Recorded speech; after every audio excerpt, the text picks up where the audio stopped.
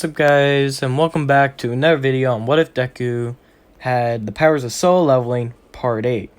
Now before we start into the story, I have some announcements to make. My first announcement is that thank you for us hitting 200 subscribers. I didn't think we would hit it this quickly, but as in return I'm going to change my uploading schedule again. So as you know, I was uploading daily for hitting 100 subscribers for the next 5 days.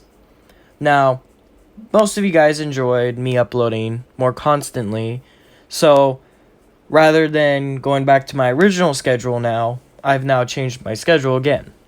So I'll be uploading Mondays through Fridays, every day, around 12:30ish to 11:30, about around then, because that's my lunch period at school. And I will not be uploading on Saturdays and Sundays. Those days are going to be my break days. Mainly because I know my throat starts to get hurt after extended recordings.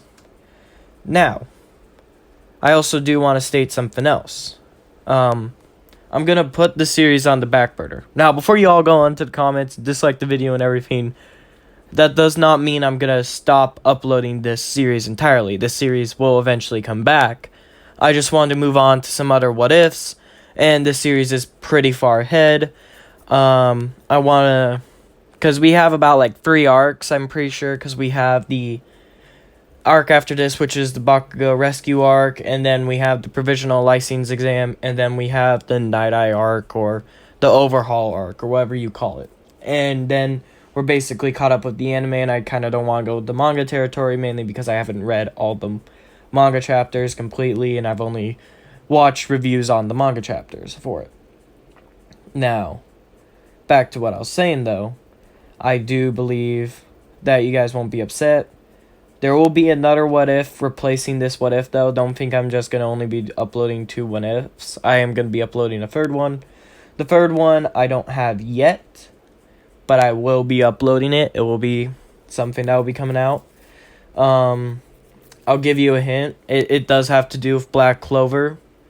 And I'm going to basically assist Deku in a little bit with using some Black Clover magic, if you get what I'm saying, guys.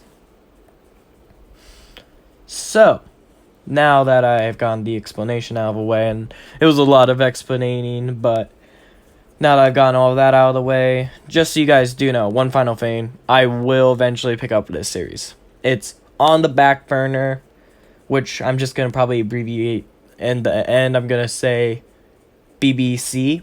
I mean, not BBC, OBB, which will be my abbreviation when these videos go onto the back burner. It'll probably be in the description, or maybe it might be in the title, I don't know. All depends. But basically what it means is that it will be picked up again. It's not going to be like Part 5 of Aura Manipulation. See, Part 5 of Aura Manipulation isn't coming out until Part 4 reaches 50 likes. And I know some people were kind of averse to that, because when I had said that, my channel wasn't even at 50 subs, but I had done that mainly so I can help assist my issues. Because I knew that there was a problem that I personally couldn't take it any farther, and I knew I probably could, but I didn't just want to make Deku super overpowered, so after the Hero Killer Stain arc, I had stopped it.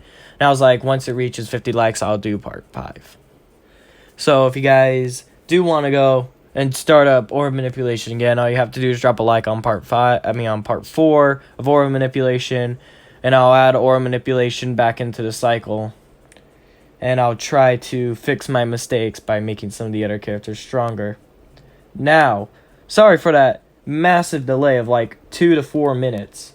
I don't know how long it took, but we'll finally get into the story.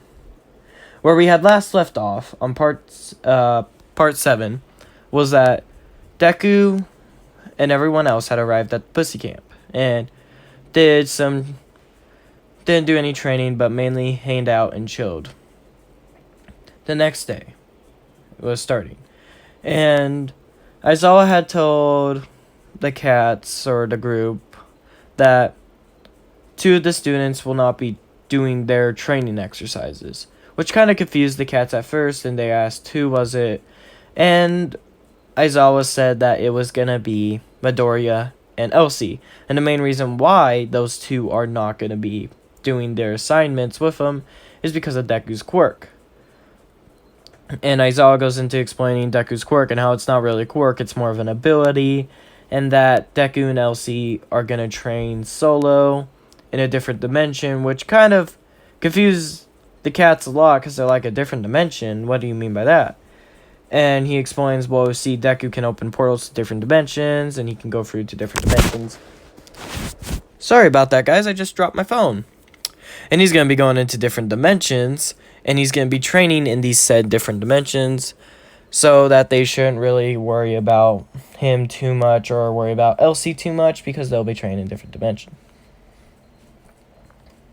The cat's kind of obliged, not really being able to argue, because this is something that they can't even kind of control. It's out of their abilities. And they don't know that Elsie's actually a demon, which only a select few amount of people know that Elsie's actually a demon, and that includes that it's Aizawa, Nezu, All Might, Midoriya, Bakugo, and Inko. Those are the only people who know Elsie's a demon. Everyone else just thinks it has to do with her quirk. Deku brings Elsie with her into the forest, and he's like, Elsie, are you ready to start training? Elsie's like, yeah, I'm ready. Deku then saw a weird thing on his thing pop up saying, do you wish to invite Elsie to a party to train? Which Deku thought this was weird because this didn't show up with Bakugo. Maybe it's because she's a creature from a different world, or she's a part of the system, Deku thought. And Deku says, Elsie, I'm going to invite you to a party, okay? Join it. And Elsie kind of is confused by this, and he says yes. Elsie then sees something pops up in front of her face, and she's like, something's in front of my face. What's going on? Deku's like, it's just a party invitation. Accept it. Elsie chooses to accept it, and Deku can see underneath his name and his level. He can see Elsie's name and see Elsie's level, and he noticed that Elsie was a pretty low level compared to him. And Elsie was kind of astonished by this, and she's like, I can see your name, as well as your damage, and how much health you have. Deku says, I can do the same for you. I can also see your mana pool. Same here. Maybe it's because you're more intertwined with the system like me, and that's why I can't do it with regular humans. Maybe that is so. Deku then opens up a portal. Elsie follows Deku through the portal. On the other side, they end up in kind of a weird location.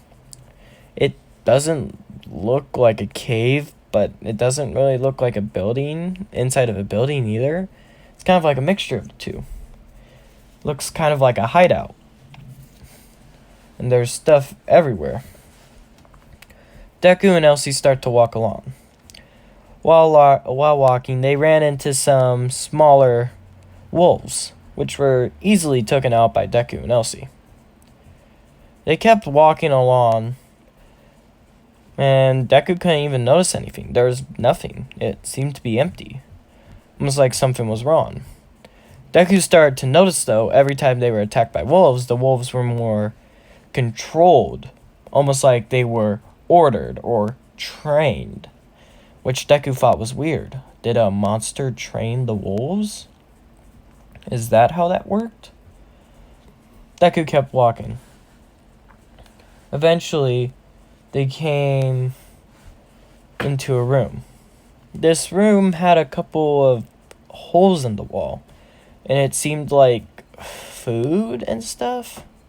Eventually, the other side of the door opened, and out walked in a red, large-bodied person. But it wasn't really a person. It was almost looked like kind of like a pig, but not. It had tusks coming out of his face, and Deku read above his name, Orc.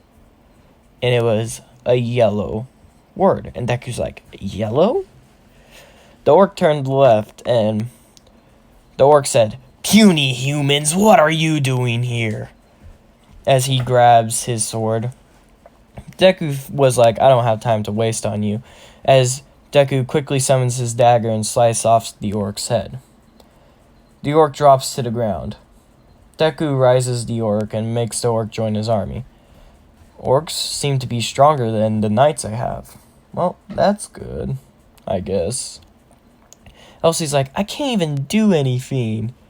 I'm sorry. Okay, I didn't have time. You can kill the next one. Okay, Elsie responds, kind of in a delighted tone, which kind of got Deku thinking, like, are you okay? Are you sane? And Elsie's like, yeah, I'm sane, I'm okay. Which caught Deku off guard, and is like, did you just read my thought? I didn't say it out loud. And Elsie looks back at Deku going, what? And then Deku's like, Elsie, can you hear me? While thinking. And Elsie was like, yeah, I can hear you. And Deku says, Elsie, try to communicate with me by thinking. Say my name and then say something. Elsie does that. And thinks, Deku, can you hear me? To Deku's astonishment, he could actually hear her. It caught Deku off guard by this. He's like, wow, I can hear you. I can hear you clear. Maybe it's ability of this party system that we can talk telepathically with each other? Elsie shrugs her arms and is like, maybe. I don't know. I have no clue. Deku and Elsie go along into the area more. They ended up killing some more orcs. Elsie killed a few. Deku killed a few. And eventually they came into this room. The room had hundreds of orcs lined up on each side. Nah, not even hundreds. Thousands of orcs. The center pathway was clear though. At the end they could see what appeared to be a larger orc, about twice the size of the regular orcs standing there. Deku could feel the energy coming off this creature. He can tell that this is the boss creature. And Deku read above his head, Orc Shaman. And Deku's like, Shaman? Isn't that a mage? And he's like, and then the Orc Shaman sees Deku and he's like, a foolish human steps into my realm. Which caught Deku off guard, because Elsie could hear and understand it. Elsie couldn't understand the orcs because she's not as able to speak different languages, but Deku is. But this orc just speaked English, which caught Deku off guard. And Deku's like, yes, I am a foolish mortal that has been killing all of your soldiers. Deku says back in a unaligned tone to annoy / anger the orc shaman.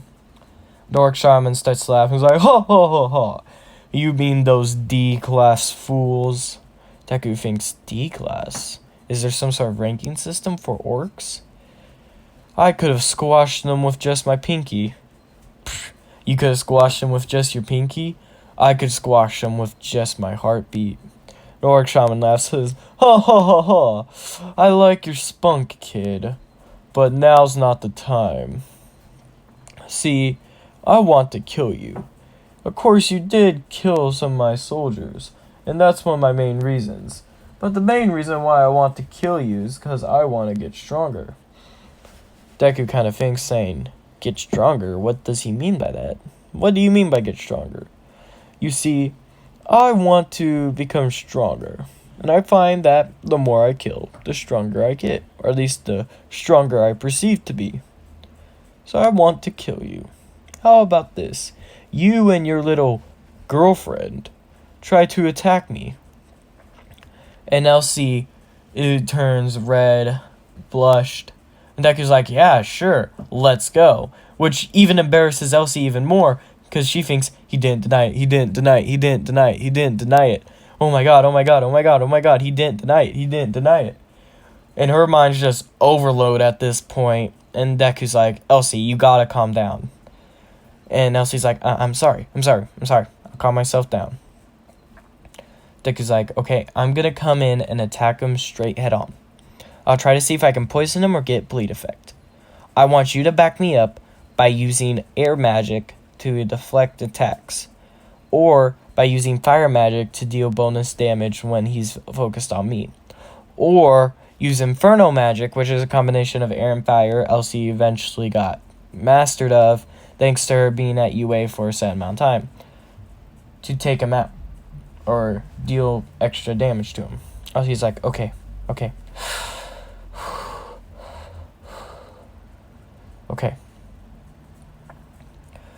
Deku then rushes towards the Orc Shaman. He chucks one of his daggers, but it seemed to get deflected. Deku's like, shit. This is going to be a little bit harder than I thought. Deku then, using Dominator's touch, quickly makes the dagger fly around him over and over and over again, to the Orc Shaman's little effect.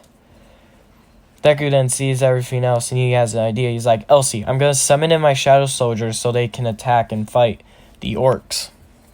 Once the Orcs die, I'll be able to resurrect them and have those fight the other Orcs, creating a bigger army. Elsie's like, that's an excellent idea. Yeah, I know. That's why I came up with it. Deku then summons up his Shadow Soldiers and uses them to quickly attack the Orcs, which upsets the Orc Shaman. He's like, human, why are you attacking my other brothers? Do you really want to die that quickly? And Deku's like, you'll see.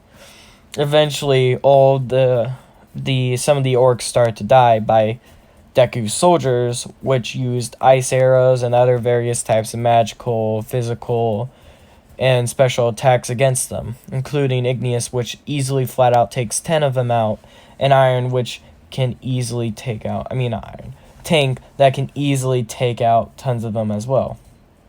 And then Deku says, arise.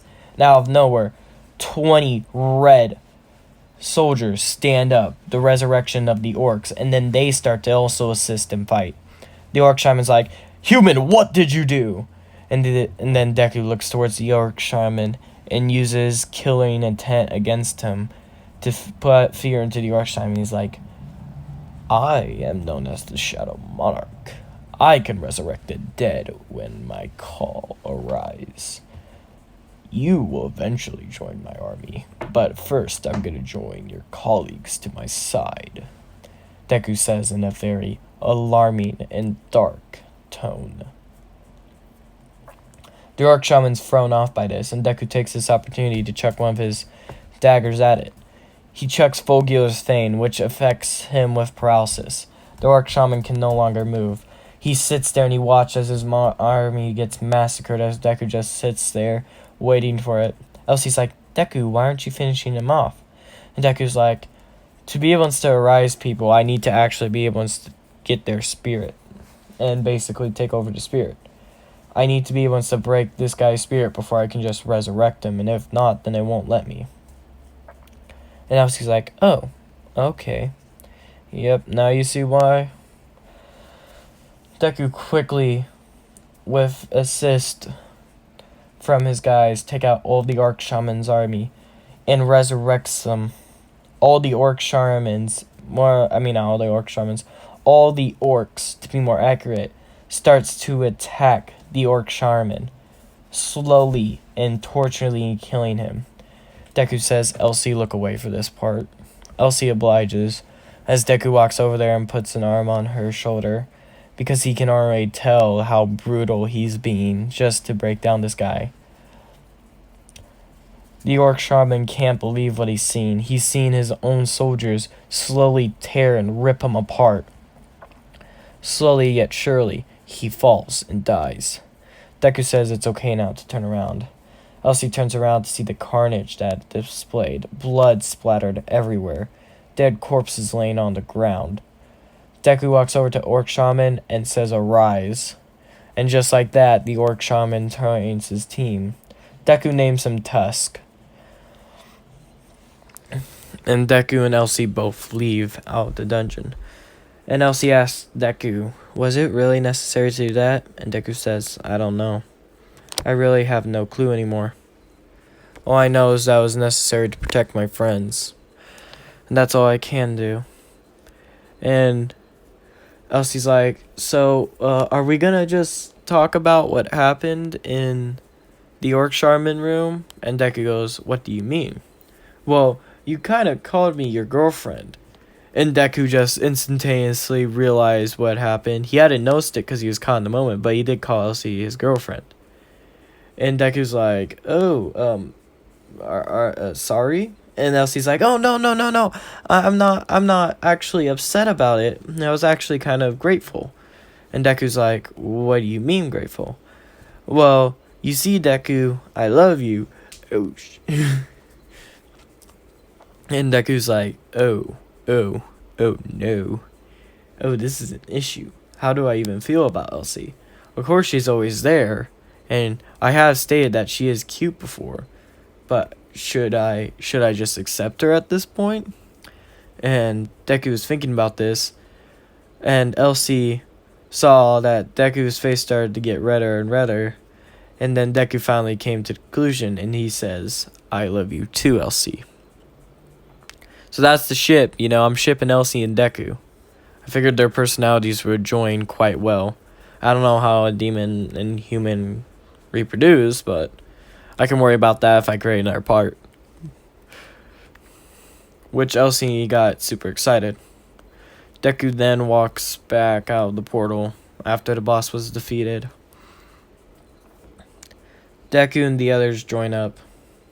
Elsie and Deku was holding hands while they're walking back, and Bakugo was the first to notice this, and he pulls Deku off to the side and he's like, Deku, don't tell me you're dating the girl. And Deku's like, okay, then I won't tell you, as he just walks off, and Bakugo's like, Deku, you understand the complicatedness of this? She's a fucking demon, for Christ's sake. Yeah, so? We don't even know how demon fucking society is. I don't know, bro. We just decided to start dating. You do understand the issues that are at play here. Not to mention, last time I checked, demons lived more accurately towards medieval society. So basically, you're fucking engaged to her now. Wait, what? God damn it, dating really didn't happen back in medieval age. It usually tend to be engagements. Not to mention, you also have to talk to her father now. Fuck. Yeah, you didn't think of this shit, did you? You just decided to go with the moment and say yes, didn't you? Oh, you know me too well, Kachan. Don't even fucking use that nickname right now.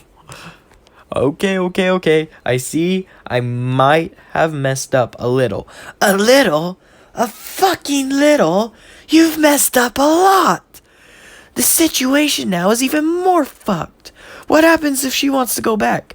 Do you go to hell? Or do you two break up? What's the situation? Well, Elsie said she wanted to stay.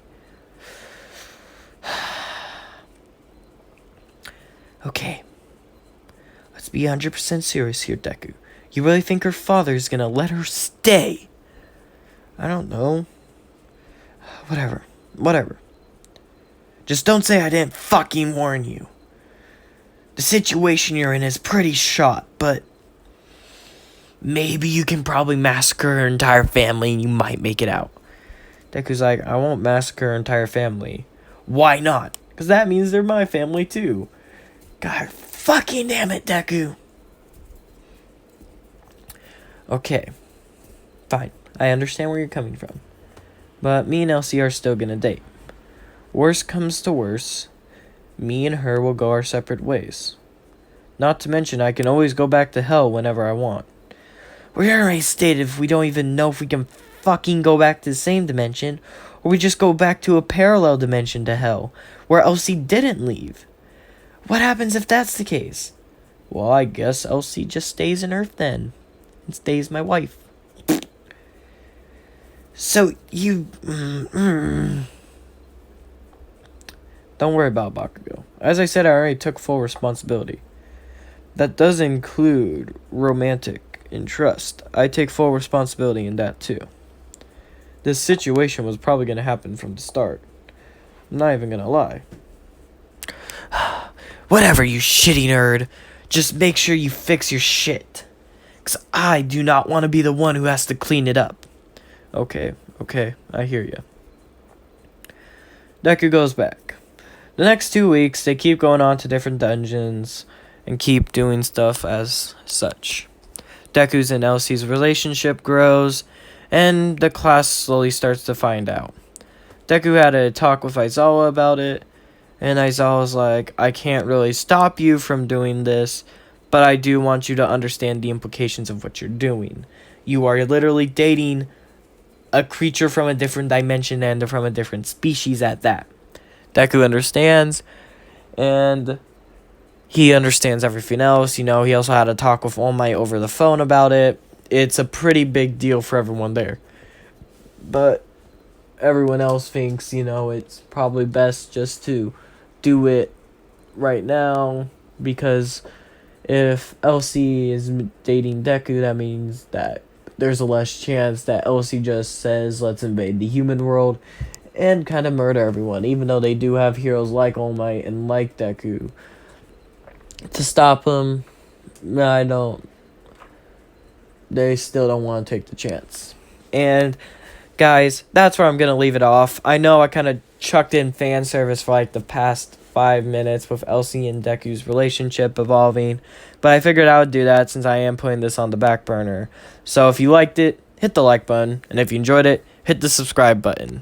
And until next time, guys, goodbye.